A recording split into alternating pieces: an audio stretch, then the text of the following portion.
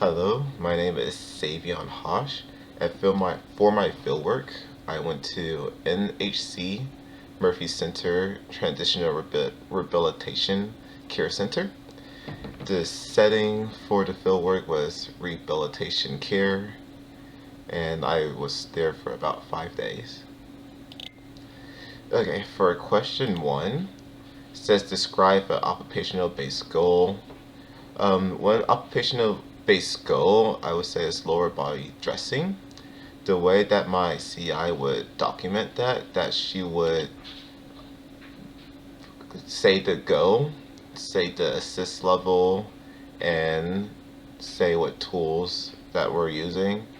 For example, for one patient, we did lower body dressing. She used adapted equipment for a reacher, and she used mid assist for lower body dressing. And some activity was just using a reacher and threading her bad leg first, and then threading the good leg. And she used a waistband instead for actual pants sometimes. Okay, for question two, it asks how do you determine whether a treatment activity is effective for a patient? Um, Basically, it's documentation and writing notes about the patient's progress. If the patient is successful, you probably want to make the activities harder. If the patient is unsuccessful, you probably want to grade down. And it's just important to just record the process. And they use an app called, it uses like the soap note format. I forget what it's called. It starts with an I.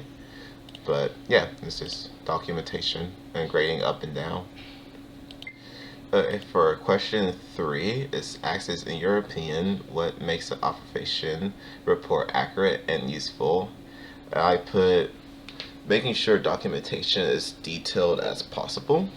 So just writing down the important stuff like the assist levels, what you do, what they did, what they said, and what your plan is and assessments.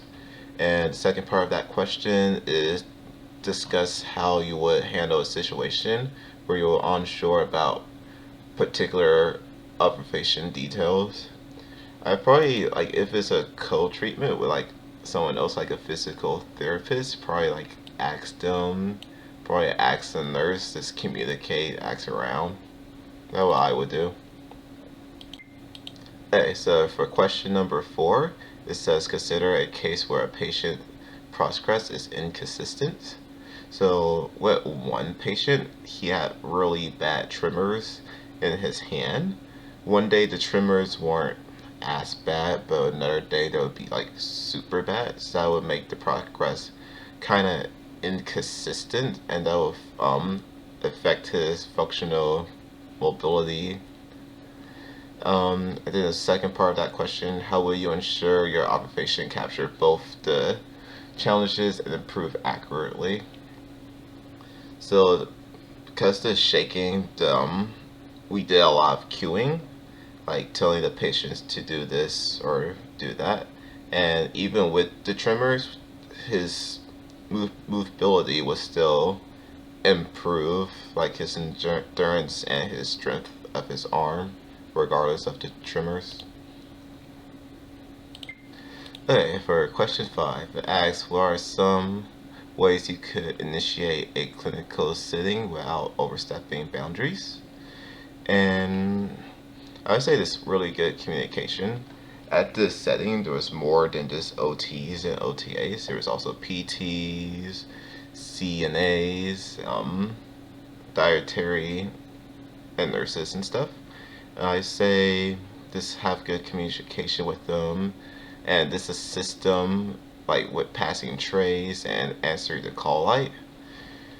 Um, some examples or of tasks or interactions while initiating can make a positive difference. Um, just communicating. I know one thing that they did like a daily schedule for that patient. Like they want this done like toileting every 2 hours, and they have a schedule on there for the CNAs. So yeah, that's a good example. And next question.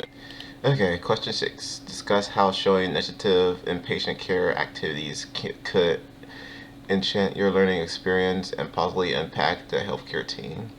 I say probably the very last day we did a group activity. We was getting turkeys and we was painting and gluing pieces to make a turkey piece.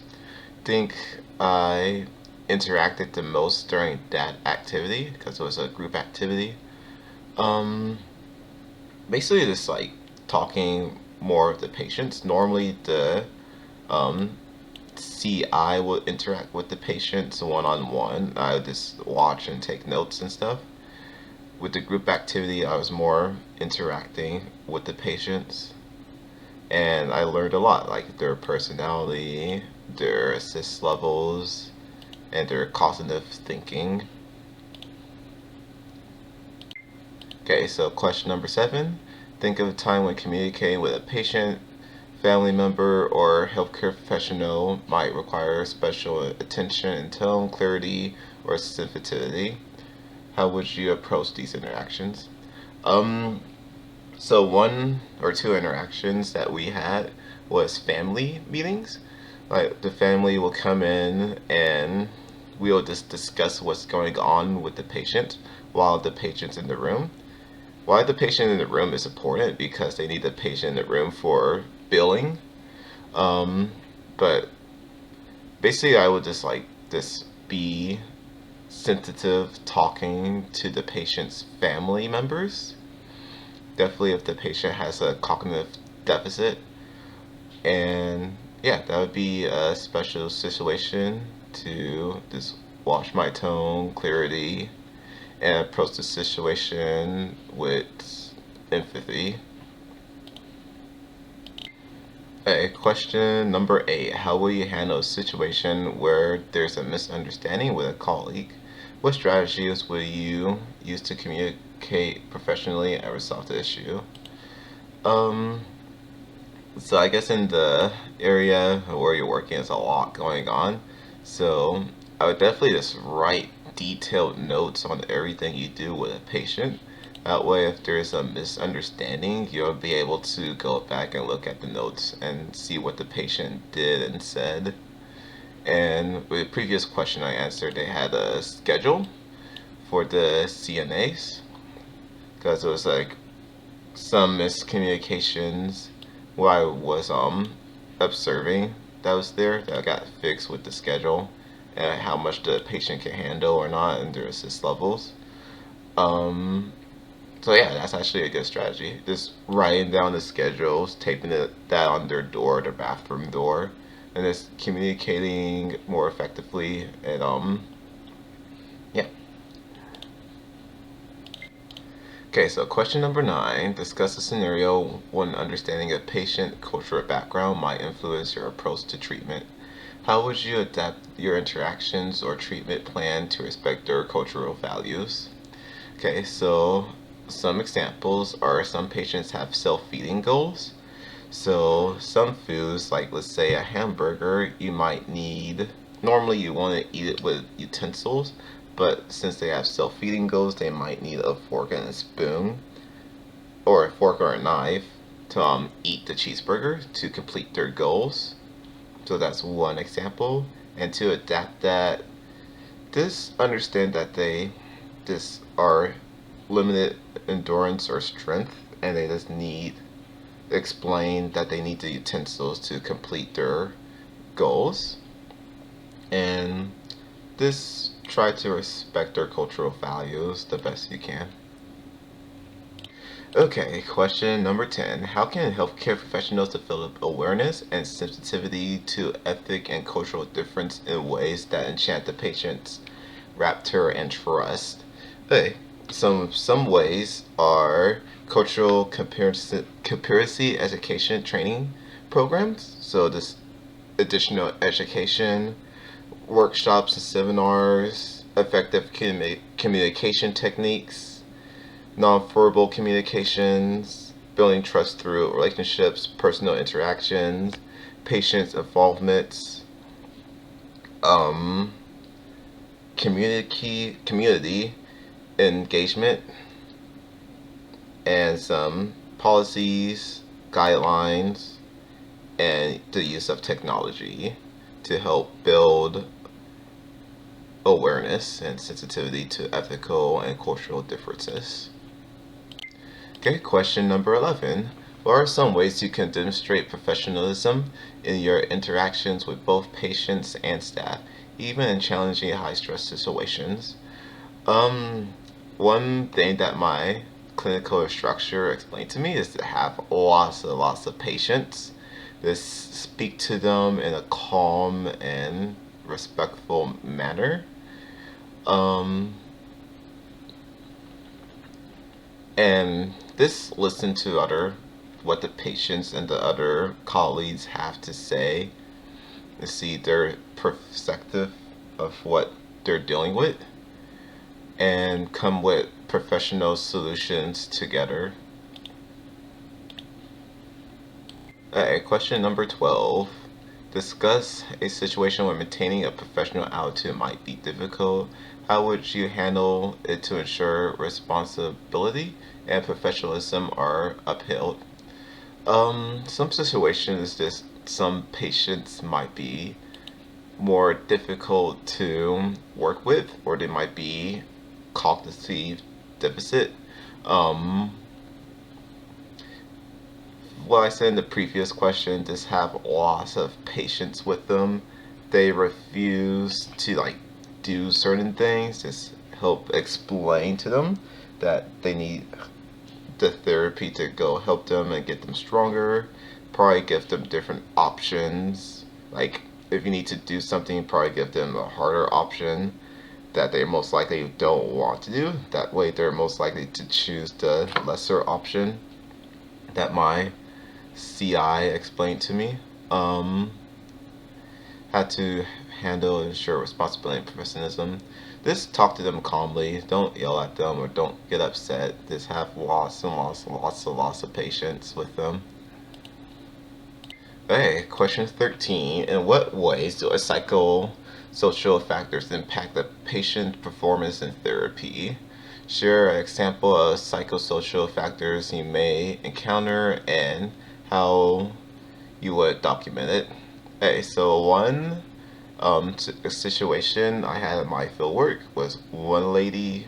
She was physically able to stand, but she was super scared of like falling. And each time we would like stand her up, she would scream very loudly, and that would obviously impair the therapy because it's a lot of screaming, it's a lot of cognitive deficit and lack of awareness of safety even, or lack of awareness that she could even stand. She's just very scared to stand. And some people, that could be scary each time she screams or just frustrating, but once again you have to be patient with the patient. Okay, last question. How can understanding a patient's psychosocial background improve the effectiveness of treatment you provide? Discuss ways to observe and report these factors accurately. Okay, so with the last question, there was a lady that had issues standing up, and the fact that she can stand up, like she was physically okay, she was just super scared of falling down because she fell in the past. So patient psychometric can improve.